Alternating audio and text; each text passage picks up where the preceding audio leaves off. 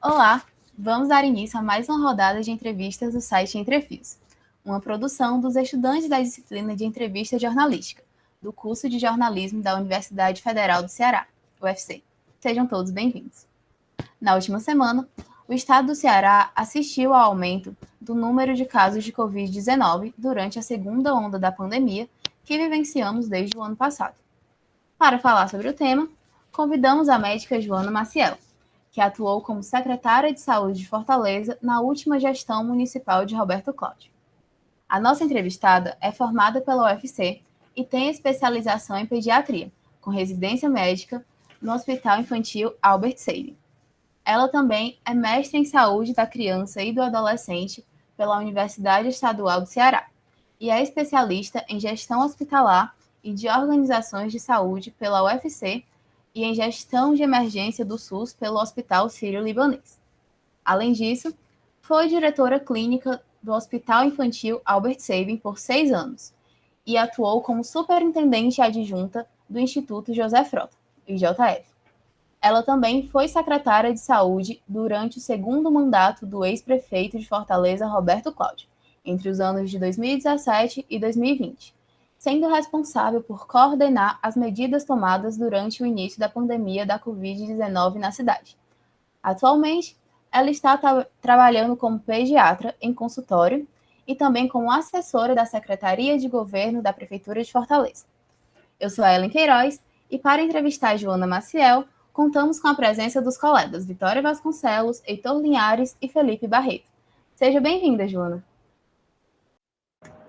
Muito obrigada, um prazer imenso estar aqui com vocês, tratando de Covid-19, né, esse grande desafio de caráter mundial. Nós temos agora aqui uma pandemia, onde a questão da informação de qualidade é de fundamental importância para o seu enfrentamento. Então, acho muito louvável a iniciativa da escolha do tema, para que a gente possa discutir e levar à população, que eu acho que esse é o grande mérito do trabalho de vocês, o grande objetivo, levar à nossa população informação de qualidade a respeito de um tema tão relevante e que tanto nos aflige. Então, estou muito honrada de estar aqui com vocês e fico à disposição aí para as perguntas. Muito obrigada. A gente agradece por você aceitar o nosso convite. E dando início às perguntas, nós vamos começar falando um pouco a sua carreira e vida acadêmica. E eu quero saber como as suas experiências na profissão ao longo da sua carreira te ajudaram a tomar decisões como médica em um momento tão atípico como esse que estamos vivendo, né, de pandemia. Bem, como vocês viram aí no meu perfil, né, profissional, a minha formação foi no Hospital Infantil Albert Sabin. Não sei se vocês sabem, o Hospital Infantil Albert Sabin é um hospital público, estadual, pediátrico exclusivamente, é uma referência para o Estado. Então, eu nasci e cresci profissionalmente dentro do serviço público. O serviço público que dá certo, é um hospital de referência, onde as crianças que ali chegam são muitíssimo bem atendidas. Então, eu sempre acreditei em gestão pública. No início da minha carreira, eu me dediquei exclusivamente à parte assistencial e logo em seguida à parte de ensino também. O Albert Sabin é um hospital escola, né? Lá a gente forma médicos, tem um internato e residentes também, lá tem vários programas de residência médica, de pós-graduação. Foi lá que eu fiz a minha residência e tive o privilégio de trabalhar também como preceptora da residência, do internato, e ainda muito jovem fui convidada para trabalhar com gestão, ainda naquele hospital, fui convidada para gerir a emergência do hospital. Então, quando eu comecei a trabalhar com gestão pública, eu já era apaixonada por assistência e por ensino e me apaixonei pela gestão, por um motivo muito simples. Quando você é médico, assistente, a ação do seu trabalho, ela faz a diferença na vida de um indivíduo. No caso do pediatra, até de uma família. Mas quando você é gestor público, o resultado do seu trabalho, ele impacta na vida de muitas pessoas ao mesmo tempo. Então, assim, só para citar um dado aqui da pandemia no ano passado, é incalculável, a satisfação que eu tenho em saber que com uma ação como aquela do hospital de campanha, que foi tão difícil de ser tomada, e foi feita de forma tão rápida, a gente conseguiu salvar mais de 1.000 vidas. Então, isso aí é uma coisa extremamente gratificante, que só quem está na gestão e na gestão pública é capaz de usufruir, como eu tive esse privilégio. Só que quando eu comecei a trabalhar com gestão, eu percebi uma carência na minha formação nessa área. Eu não sei na área de vocês, mas a área médica, ela não forma a gente para gerir, nem o nosso consultório. A gente sai da faculdade, não sabe gerir nem um consultório, menos ainda na pós-graduação. Então, eu fiz residência médica, tenho um tipo de especialista na área, como vocês viram no meu currículo, mas nada disso me formou para ser gestora. E como eu estava gostando muito de atuar como gestora, eu fui buscar uma formação, e vocês viram as especializações que eu fiz, uma delas na UFC. Só que quando eu comecei a estudar gestão, eu comecei a achar que eu estava estudando pouco pediatria. E entrei naquele dilema, né? Então, naquele momento, eu decidi me direcionar mais para a área de gestão, e foi quando o prefeito Roberto Cláudio me convidou para ser secretária de saúde no ano de 2016, para assumir a partir de 2017, e eu já tinha tomado aquela decisão de não fazer assistência naquele momento, e era uma decisão difícil de ser tomada por um médico, que a gente gosta muito, principalmente eu, adoro pediatria, de diagnosticar, tratar as crianças, promover a saúde delas, mas eu tinha tomado essa decisão de me direcionar para a gestão. Então, quando o prefeito Roberto Cláudio, que também é médico, doutor em saúde pública, um político, assim, diferente, inovador, que já tinha feito uma excelente gestão nos 4 primeiros anos, eu já tinha visto os efeitos dos investimentos na mobilidade, ao reduzir os acidentes no trânsito, uma vez que eu trabalhava no IJF. Então, eu achei que aquela proposta, para mim, já que eu tinha decidido trabalhar em gestão, para mim era irrecusável. Uma oportunidade profissional ímpar, de gerir a saúde da 5ª capital do país, com tantos desafios, mas com um líder, com um prefeito tão inovador e tão comprometido com a saúde da população. Então, foi por isso que eu aceitei o convite, fiquei extremamente honrada, obviamente nunca imaginei, ninguém imaginou na vida em passar pelo que passamos em 2020, foi muito desafiador, e eu acho que é isso que a gente vai tratar daqui por diante. E é isso, na verdade, vocês pediram para eu fazer um resumo aí da minha vida profissional, como eu cheguei aí no enfrentamento dessa pandemia, e de forma bem objetiva, foi dessa forma.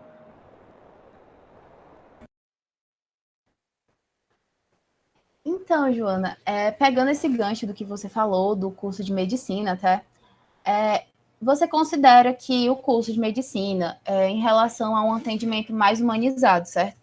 Ele fornece uma preparação adequada para situações semelhantes ao que a gente está presenciando agora? Você acha, assim, que a grade curricular ela poderia ter um foco diferente nesse tópico? A grade curricular que eu fiz, ela tem já um tempinho, né?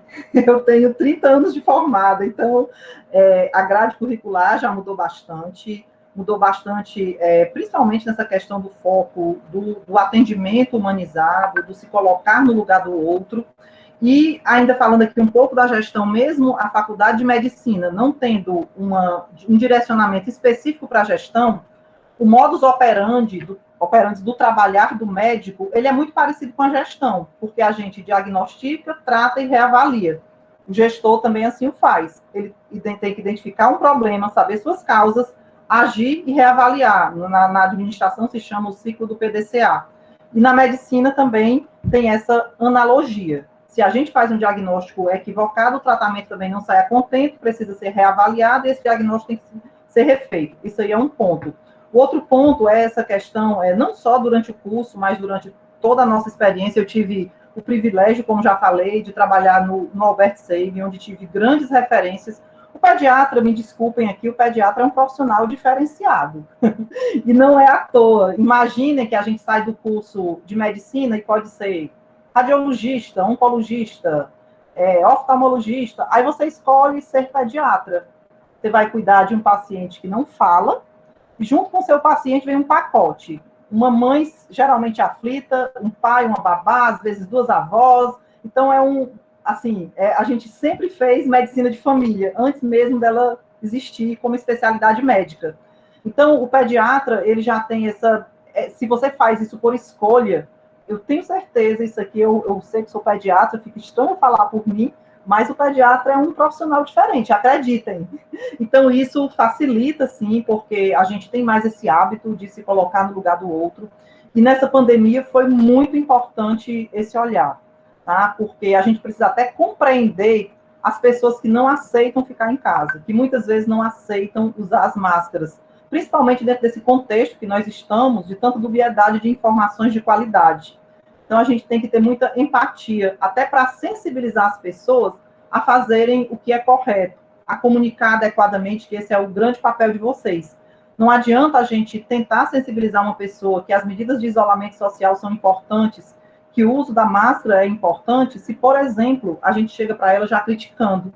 Então, isso é algo que a gente aprende ao longo da carreira profissional. Durante o curso também a gente precisa fazer esse exercício da empatia, do se colocar no lugar do outro. E numa crise como essa que nós estamos vivendo ainda, né, e eu particularmente passei no ano passado, isso é fundamental. Esse aprendizado, essa experiência de vida profissional foi muito importante para a gente poder enfrentar da forma que enfrentou esse grande desafio, eu acho que o maior de todas as nossas vidas.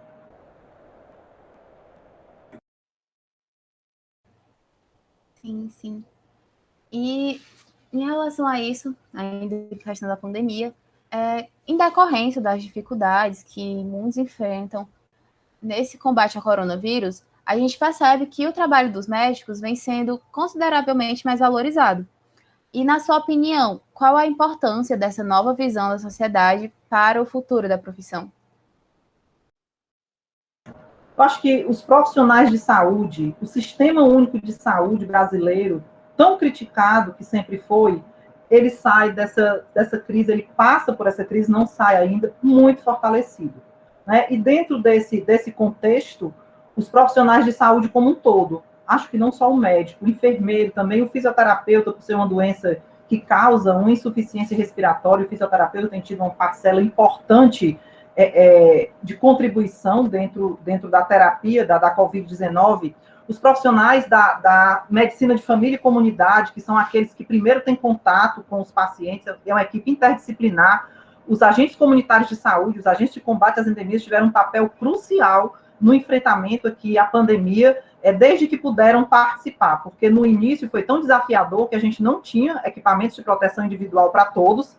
Então, obviamente, eles não puderam ir logo para campo, a gente precisou ainda adquirir, fizemos compras até no mercado internacional, mas já a partir de maio e até hoje eles têm dado uma contribuição muito importante. Então, eu acho que os profissionais de saúde, não só o médico, todas as equipes, e principalmente o nosso Sistema Único de Saúde, estão passando por essa pandemia de forma muito competente, dedicada e fortalecida.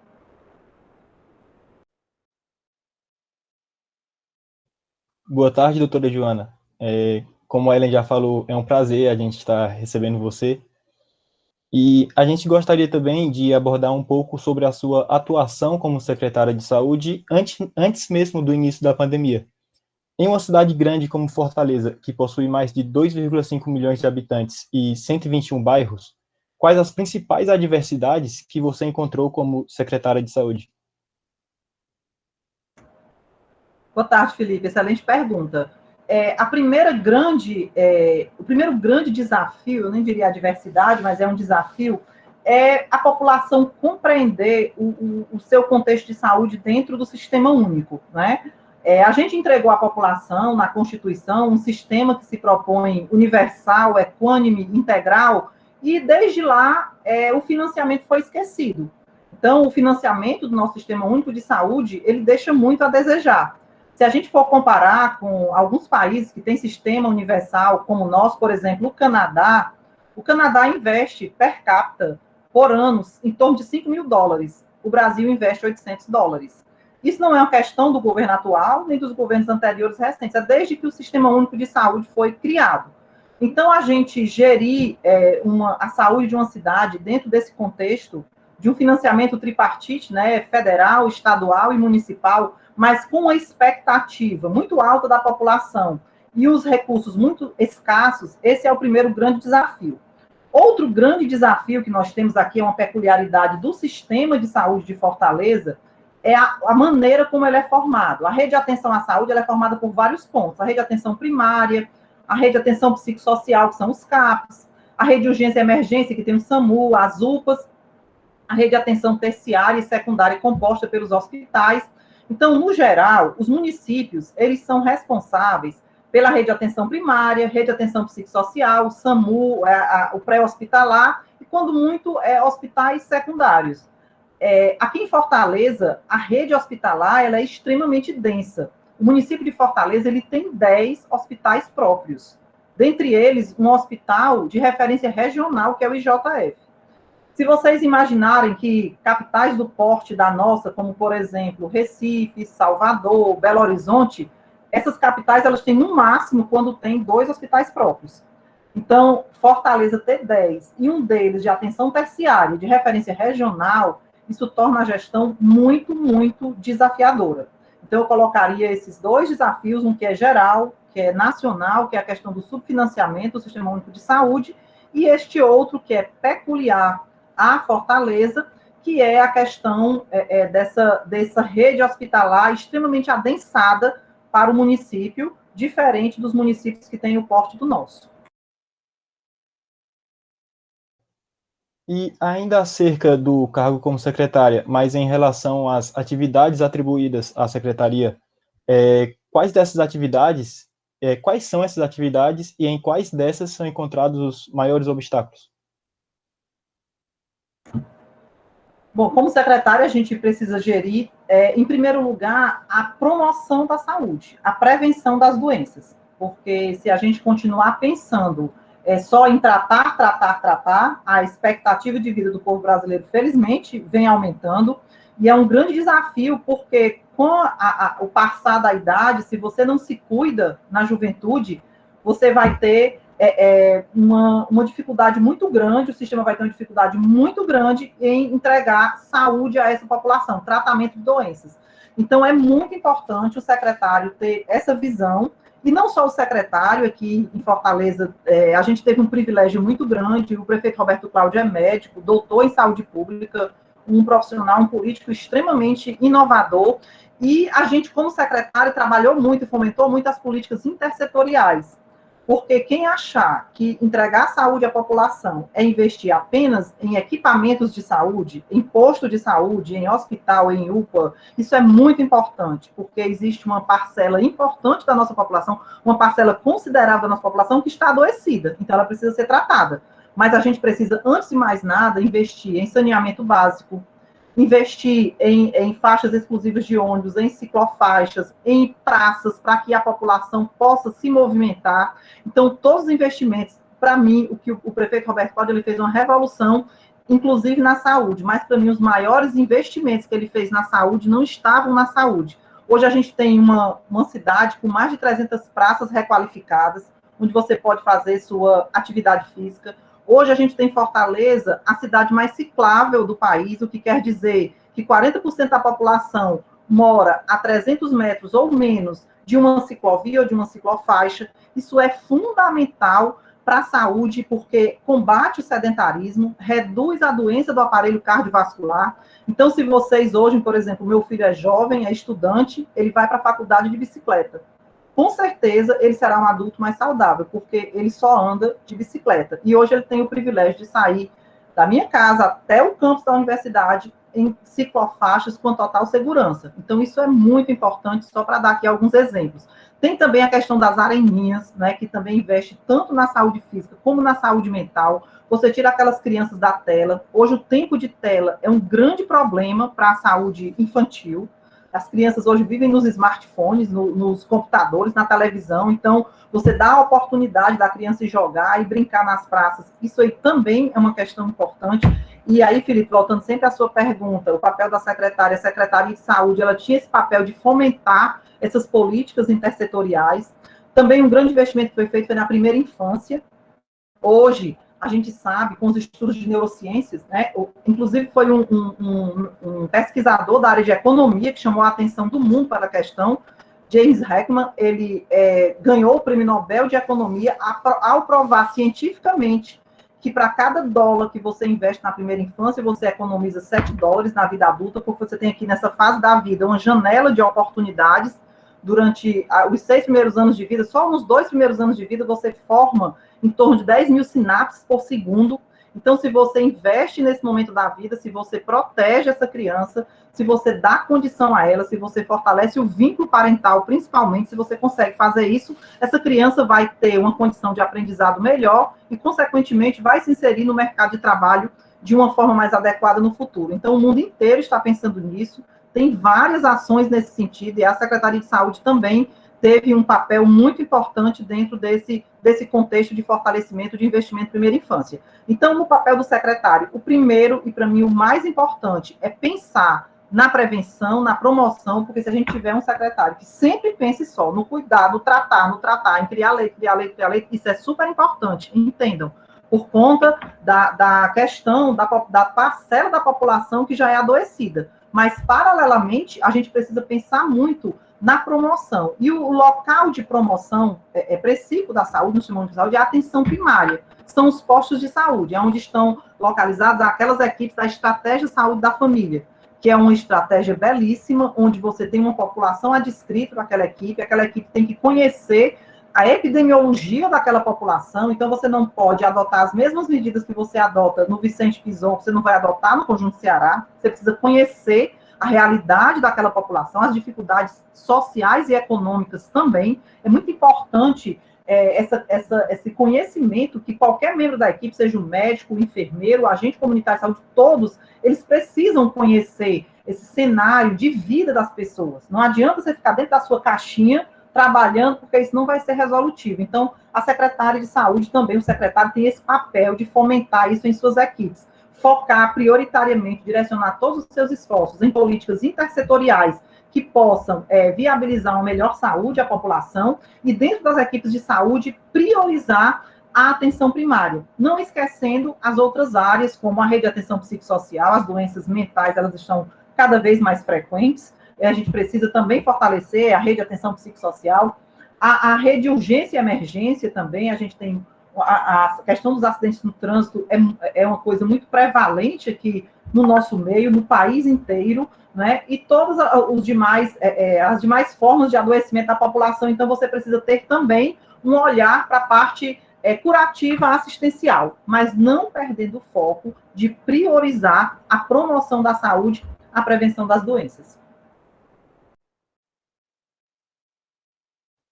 Doutora Joana, como secretária de uma capital, você precisava certamente ter contato com outras secretarias de outros municípios.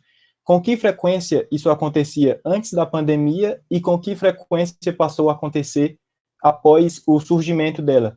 Se essa frequência aumentou provavelmente. A gente tem um conselho de secretários, né? Aqui no estado, a gente tem o COSEMES, que é o Conselho dos Secretários Municipais, e a nível nacional, a gente tem o CONASEMES, que é o Conselho Nacional de Secretários Municipais.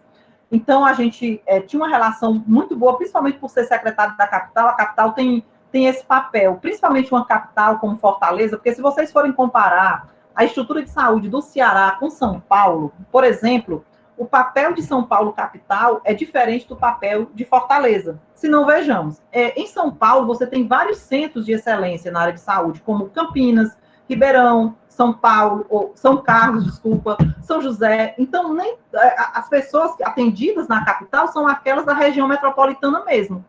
Aqui em Fortaleza, não. A gente tem 2.600.000 habitantes, a segunda maior cidade, acho que tem em torno de 300 mil.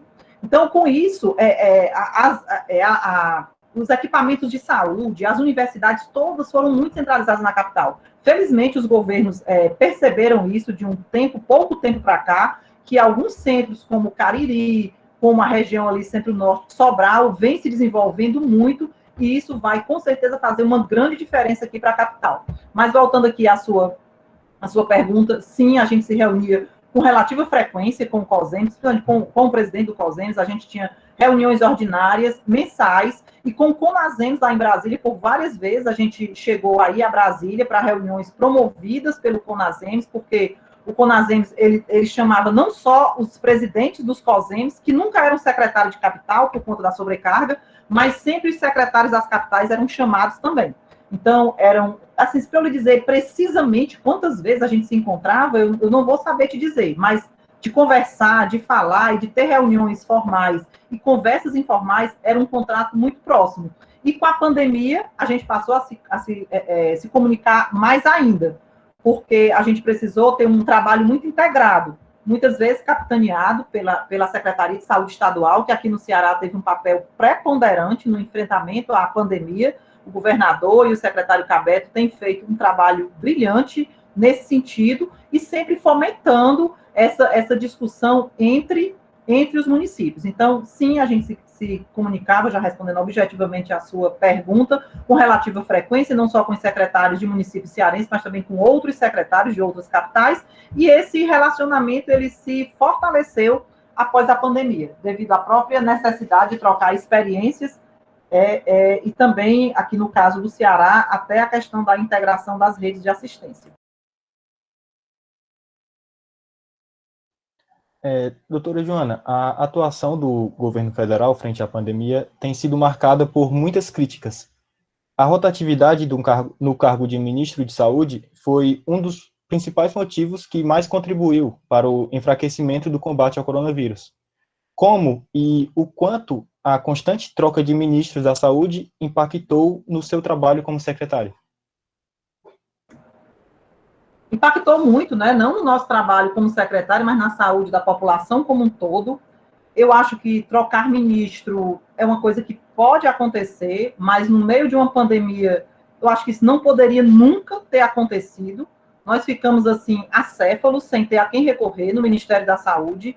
Até o final do ano passado ainda estávamos assim, não sei o que aconteceu agora, porque o ministro que foi colocado depois do Taixe também não mostra conhecimento na área. É muito triste a gente assistir o que está acontecendo agora com essa campanha de vacinação. Eu, como falei para vocês, eu tenho 30 anos de formada e a minha vida inteira dedicada ao Sistema Único de Saúde. O nosso PNI, o nosso Programa Nacional de Imunização, tem um reconhecimento internacional. A gente nunca teve problemas com vacinas, nunca. Todas as vacinas que vocês puderem imaginar, né? Já passamos aí pela epidemia de gripe. Aconteceu essa coisa de governador comprar vacina, para mim é surreal, isso não existe, nunca existiu, e assim, com muita preocupação, os prejuízos são incalculáveis pela falta de uma liderança forte a nível central. Você está no auge de uma pandemia, com o ministro da Saúde que mostra pouco conhecimento da área, e além disso, não se cerca de pessoas com conhecimento técnico-científico que a população tanto precisa e os governantes também, para que a gente possa dar uma resposta melhor à nossa população. Prejuízo, para mim, eu não tenho como medir, é incalculável, infelizmente. Boa tarde, Joana, sou a Vitória. E ainda sobre essa questão da pandemia, né? A gente escolheu um dado que é da ONG Open Knowledge Brasil, que ela diz que Fortaleza ficou em 4º lugar no ranking de transparência da Covid entre as capitais brasileiras. O quão importante foi essa transparência e em quais fatores ela mais contribuiu no combate ao coronavírus durante o enfrentamento da pandemia? Vitória, boa tarde.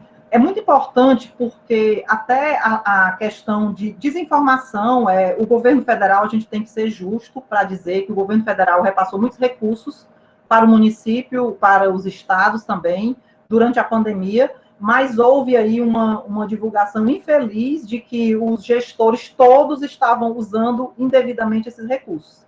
Isso é muito ruim para a população, muito ruim para os gestores que estavam trabalhando diuturnamente na tentativa de salvar vidas. Então, na hora que você expõe, que você coloca no portal da transparência todos os seus processos de compra, tudo que você está fazendo, a quantidade de casos, a quantidade de óbitos, sem esconder nada. Fortaleza, inclusive, tem um número de óbitos.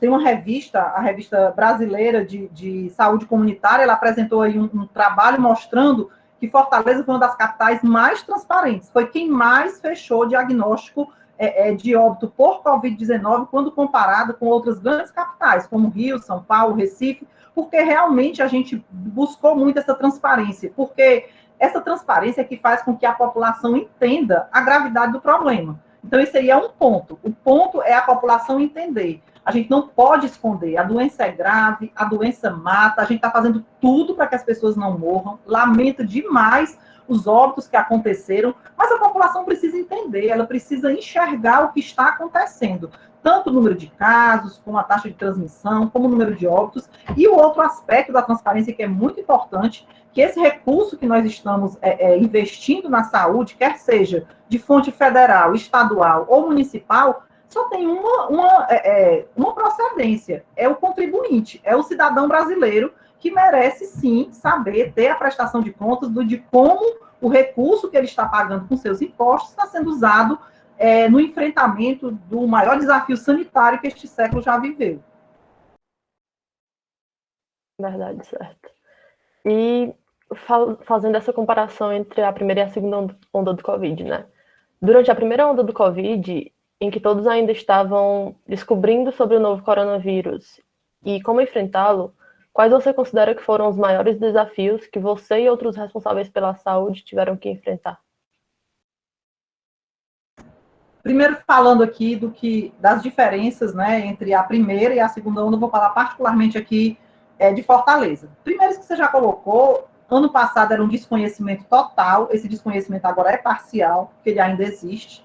Para se ter uma ideia, é uma doença que ainda hoje não se tem um tratamento com um embasamento científico adequado. A única droga que se mostrou comprovadamente eficaz para o tratamento de pacientes com Covid-19, eu estou falando eficaz do ponto de vista científico, que tem evidência A, é o corticoide para pacientes graves, onde a gente conseguiu realmente provar, através de estudos muito sérios, que ele realmente reduz a mortalidade e reduz o tempo de ventilação mecânica dos pacientes. Então, essa é a única evidência, né, foi o único ensaio clínico que foi feito, que a gente pode garantir que realmente tem eficácia. Mas para pacientes graves, para paciente não grave, nada se tem ainda de concreto, muita especulação, muitos estudos em andamento, mas a ciência também não teve tempo.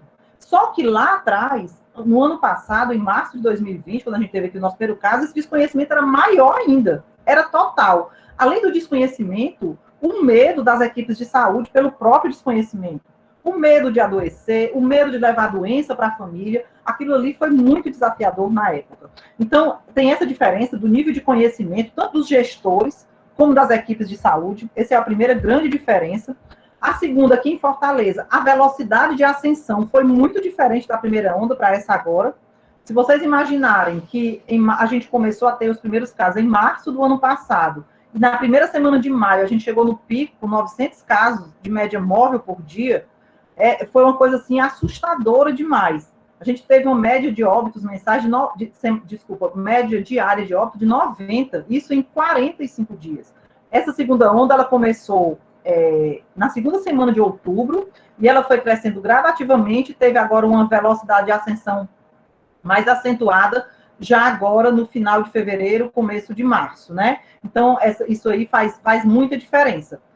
A outra diferença é o nível de conhecimento das equipes. Você veja que, apesar do número de casos já estar muito perto do que aconteceu na primeira onda, o número de óbitos, felizmente, está muito distante. Isso fala a favor de quê? De que as equipes agora estão mais preparadas, estão sabendo manejar melhor os pacientes. Outra grande diferença também, no início do ano passado, as pessoas tinham medo de procurar os serviços de saúde. Por mais que a gente dissesse, a imprensa cearense foi muito parceira da gente, sempre foi, no sentido de tentar comunicar da melhor forma, mas as pessoas morriam de medo de ir nas unidades. Quando chegavam, já estavam em casos, assim, em fase muito grave da doença. Isso agora mudou, as pessoas estão procurando mais os serviços de saúde, o que também é muito, muito bom. E outro grande desafio que nós tivemos, eu já estou respondendo, Vitória, o desafio e a diferença, já percebeu que já deu para a gente fazer junto. Outro grande desafio que nós tivemos naquele começo e que agora está bem minimizado é a questão da aquisição de equipamentos de proteção individual, que foi a nossa principal força de trabalho. Logo no início, a gente tinha que proteger os nossos profissionais, porque a gente tinha relatos de mortes em países da Europa, que os profissionais de saúde eram aqueles que mais morriam, então a gente tinha que proteger os profissionais. Então, adquirir esses equipamentos era, assim, uma questão, assim, prioritária para a gente, e equipamento de proteção individual, inclusive Fortaleza teve que fazer compra internacional, que aí volta a questão da importância da transparência, porque a gente nunca tinha feito uma compra internacional. A Secretaria de Saúde, eu nunca sabia na minha vida o que era fazer compra de um fornecedor internacional que não tinha sede no Brasil, foi uma coisa, assim, muito difícil até para a gente fazer, Pagamento antecipado, meu Deus do céu, a gente só comprava se fosse pagar antecipado. O serviço público você empenha, recebe e paga. Na pandemia não foi assim. Então, isso aí lá no começo era muito desafiador, mas hoje já está de forma diferente. Os hospitais já estão mais abastecidos por conta dessas compras internacionais que nós conseguimos fazer. A questão dos equipamentos também, dos respiradores, dos monitores, a gente também já tem muito mais estrutura hoje do que tinha naquele momento. Então, realmente são essas assim as grandes diferenças, né? A velocidade da onda, o nível de conhecimento tanto dos gestores como dos profissionais da saúde, e também essa questão da aquisição de equipamentos, tanto equipamentos de proteção individual, que são assim fundamentais para os profissionais não adoecerem, e a questão dos equipamentos de suporte à vida. Eu lembro, só para fechar aqui, que quando a gente estava lá em fevereiro, que a gente viu que a Itália é um país rico, né, um país desenvolvido, com um sistema de saúde sólido, o governo italiano dizia que as pessoas que tivessem mais de 80 anos, que tivessem síndrome gripal, sintoma respiratório, não procurassem o serviço, porque elas não seriam atendidas. Aquilo me marcou assim profundamente, porque eu ficava imaginando o que iria acontecer com a nossa cidade, né, tão pobre, de uma região pobre, tão desigual, nos dava assim um verdadeiro pavor na gente, no prefeito, no secretário de governo. Então, o nosso foco era criar leito, era aumentar leito em UPA, aumentar leito em hospital, comprar equipamento, comprar EPI, para que aquilo não acontecesse. Não acontecesse aqui das pessoas morrerem na rua, sem assistência, ou em casa, sem assistência deliberada pelo governo. Então, isso aí eu acho que foi a nossa grande vitória, né? No ano de 2020, a gente conseguiu, sim, acolher de forma digna todas as pessoas que procuraram os serviços de saúde públicos aqui na nossa capital. E eu acho que assim foi um grande objetivo que foi alcançado, e a gente deve agradecer muito por ter conseguido tudo isso, lembrando sempre que lamentamos muito o número de óbitos que tivemos aqui. Você está falando muito do seu trabalho como secretária, né, que é um dos pontos que a gente está abordando. E em relação a isso, quais são as diferenças que você notou entre as perspectivas da sua condição como secretária de saúde durante a primeira onda e agora como profissional da saúde, como pediatra, e como você disse, como a gente relatou, você também agora é assessora, né? Agora, durante essa segunda onda, quais são as diferenças que você vê? A grande diferença é com relação principalmente ao conhecimento. Por mais que a gente ainda tenha muitas dúvidas com relação à Covid, eu lembro que lá no início da primeira onda, a gente só tinha dúvida, a gente não tinha nenhuma certeza, né? Agora a gente não tem mais dúvida com relação à eficácia do isolamento, à eficácia das máscaras, do uso das máscaras, à eficácia da vacina. Então, assim, outra coisa, uma vacina no mundo levava em média para ser pensada, pesquisada e chegar até a população, era em média 5 anos. Então, assim, hoje a gente sabe que a gente já tem várias vacinas, infelizmente a gente aqui no Brasil perdeu muito tempo na aquisição, mas é um alento muito grande. Para mim, isso era inimaginável àquela época. Eu nunca imaginei que em 2021 a gente já estivesse vacinando pessoas aqui em Fortaleza. Isso, assim, é um avanço da ciência, da humanidade, assim, sem precedentes. Então, hoje, para mim, essa grande diferença, como profissional de saúde, na condição que eu estou agora, é saber que a gente já tem algumas certezas. Infelizmente, a gente não tem ainda uma droga eficaz, nem para prevenir, nem para tratar, com exceção daquela que eu já falei, que é muito específica, para casos muito específicos de pacientes graves, é o corticoide. Mas, assim, compensação, a gente tem essas certezas também de como prevenir, de que realmente as medidas não medicamentosas, elas são eficazes. E o privilégio de já ter a vacina, não na velocidade que a gente queria aqui no nosso país, repito, mas é um alento, é uma luz aí no fim do túnel.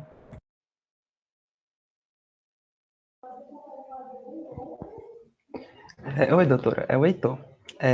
A senhora estava falando aqui agora há pouco sobre desafios, adversidades, e eu queria saber, o governo municipal ele enfrentou e ainda enfrenta desafios durante essa pandemia, e agora a gente já está vivenciando uma nova variante do coronavírus, inclusive já há casos confirmados aqui no Ceará. Qual tem sido o impacto para a saúde pública com o avanço desses novos casos? é uma sobrecarga muito grande no sistema, não é? Assim, a gente tem uma procura muito grande de pacientes, aí novamente o sistema de saúde teve que se adequar, trocar leitos, criar leitos novos. Então, com essa nova variante, esse número de casos, o maior desafio é esse mesmo, o atendimento à população. Vocês veem que até o sistema privado está bem sobrecarregado, né? Muitas pessoas estão procurando, têm dificuldade de encontrar leitos, até no setor privado, e no setor público não é diferente. Então, hoje, o maior desafio mesmo é o atendimento à população, com a vantagem de ter os EPIs, de ter os equipamentos, de ter a equipe mais segura, né? Hoje a gente tem aí, todos os postos de saúde, os profissionais já bem capacitados. Eu lembro que no começo eles tinham muito medo, porque o profissional de saúde do posto, ele não é o dia a dia dele doente grave, um doente com insuficiência respiratória, mas o posto de saúde é a porta de entrada do sistema, é o local onde é o serviço de saúde mais próximo da casa do cidadão. Para vocês terem uma ideia, a gente tem bala de oxigênio, aqueles cilindros que vocês veem na televisão, a gente tem no posto de saúde por questão de segurança. A gente usava uma bala daquelas, um cilindro daqueles, ele durava 6 meses em um posto de saúde. Durante o auge lá da pandemia, nos meses de abril e maio, a gente chegou a usar 8 em um dia em determinados postos. Então, imagine o que isso significa para os profissionais que não estavam habituados a isso. Aí, então, respondendo aqui a sua pergunta, hoje eles já têm um nível de segurança melhor. Nós tivemos a condição de colocar equipamentos que antes não tinham, como oxímetros, eles têm uma orientação da Escola de Saúde Pública sobre manejo. Então, hoje, essa questão já está mais tranquila. Então, respondendo objetivamente a sua pergunta, hoje o maior desafio é mesmo a criação de leitos. E a gente pode, por exemplo, atualmente, a gente já está vivendo a segunda onda de casos do Covid. Quais atitudes a senhora considera que devem ser tomadas pela essa nova equipe da Secretaria de Saúde de Fortaleza?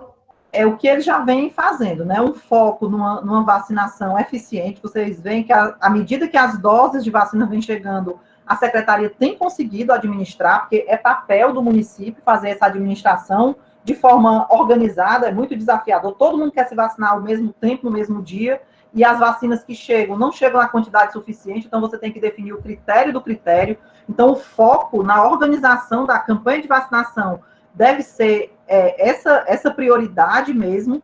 A questão na atualização das equipes de trabalho, de atualizar sempre com recomendações mais recentes, e a questão da criação dos leitos novos, e também, principalmente, nessa questão da orientação à população. Então, são esses 4 pilares que eu acho que, atualmente, independente de ser uma variante ou não ser uma variante, as pessoas precisam entender que, enquanto a gente não conseguir vacinar 70% da população, a gente vai precisar, sim, de outras medidas não medicamentosas. A gente vai precisar, infelizmente, do distanciamento social, do uso das máscaras, por mais incômodo e inconveniente e impopular que isso seja. Então, assim, é o que a ciência diz, é o que tem de real, é o que tem de concreto, é o que a gente pode fazer. Então, nós temos esse papel e a Secretaria de Saúde atual vem fazendo muito bem essa questão. E ainda nessa parte focando no Covid, infelizmente a gente está vendo que os números e os índices de internação, de leitos de UTI estão crescendo cada vez mais. O maior desafio agora seria conter o avanço ou focar nas pessoas que já estão internadas e contaminadas? Na saúde, a gente não tem o privilégio de escolher prioridades, tá? Então, não só com relação à questão da Covid, mas a gente sempre trabalha assim. A gente não pode dizer que vai poder focar só na criação de leitos e esquecer as medidas de distanciamento e a vacina. Então, a gente tem que fazer tudo ao mesmo tempo. É aquele jargão que diz que é trocar o pneu do carro com ele em movimento. É assim, né? É uma coisa muito, muito popular, até um pouquinho chulo esse termo, mas é o que melhor retrata, a situação. Um secretário, uma gestão não pode dizer assim, olha, eu agora vou só criar leitos, deixa o povo aí na rua se aglomerando, porque eu quero tratar de quem está doente. Não pode. Também não pode, olha, eu vou só, tem que isolar e esquecer quem está adoecido. Então, infelizmente, é trabalhoso, é difícil, até porque tem outro grande desafio para os gestores, é você trabalhar com a equipe reduzida. Né? A gente passou por isso, a equipe agora está passando por isso também, porque todo mundo fica em isolamento, por exemplo, eu agora que não estou na Secretaria de Saúde, estou nessa assessoria da Secretaria de Governo, eu posso fazer home office. Quando eu estava lá, eu não podia e ninguém podia. Pelo contrário, a gente trabalhava fora de casa até sábado, domingo, feriado, não tem essa condição. Então, ainda tem isso, o gestor da saúde ele tem que trabalhar com a força de trabalho reduzida e tendo 10 vezes mais trabalho do que tinha antes da pandemia. Então, não dá para fazer escolhas, tem que fazer as coisas simultaneamente.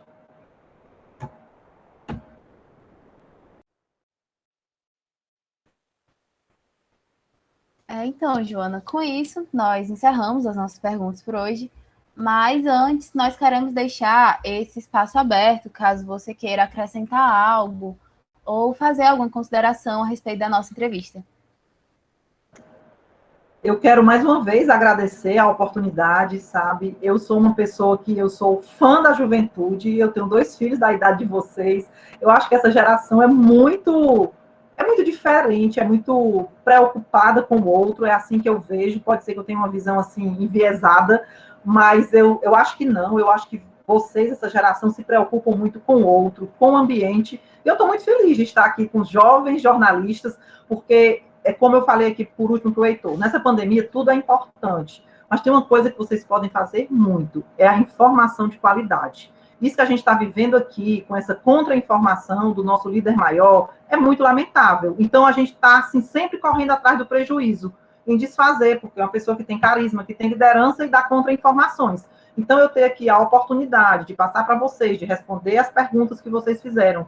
Podem ter certeza, assim, a gente não sabe tudo, mas com certeza, pelo fato de eu ter sido secretária, eu tenho uma quantidade de conhecimento maior, até minha obrigação do que a de vocês, e tentei passar isso da forma mais clara, mais objetiva, para que vocês possam ser multiplicadores, que eu acho que o que a gente pode, como cidadão, da nossa população nesse momento, é informação de qualidade e combater fake news, porque fake news já é um crime. E fake news, se tratando de uma doença que é fatal, assim, é algo inimaginável. Então, eu acho que é papel de vocês, enquanto estudantes de jornalismo, tratarem de nos ajudar a passar à população informação de qualidade. Eu acho que isso vocês já deram um passo aqui nessa entrevista, nesse trabalho, agora à tarde, e a gente também, quero assim, dizer para vocês que eu estou à disposição, se precisarem de algo, de alguma informação, alguns de vocês têm meus contatos, fiquem bem à vontade. Foi um prazer estar aqui com vocês.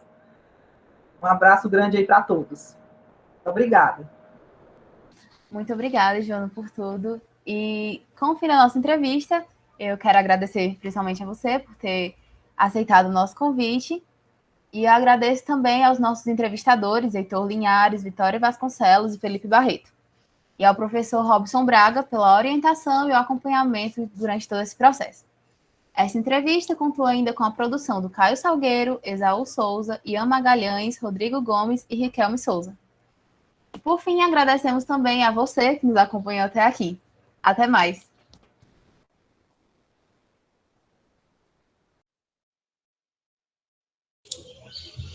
Obrigado, Joana.